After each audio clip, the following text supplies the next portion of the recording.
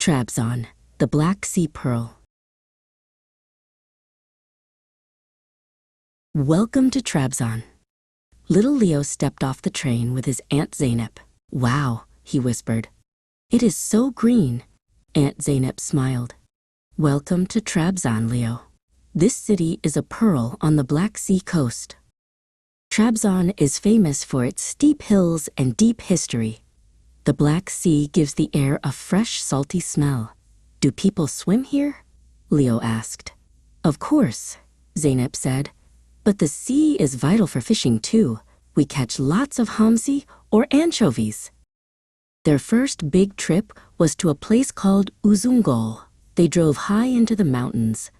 Suddenly, a long, clear lake surrounded by deep pine forests appeared. Uzungol means long lake, Zeynep explained. It is famous for its beautiful wooden houses. After walking, they were very hungry. Aunt Zeynep ordered local specialties. First, a warm, cheesy dish called kuymak.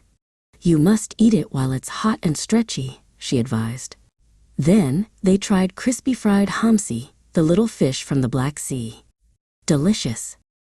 The next day, they visited the most incredible place of all, Sümele Monastery. It is a massive building clinging to the side of a sheer cliff, high above a valley of green forests. How did they build that? Leo gasped. Zeynep explained that Sümele Monastery was founded many centuries ago.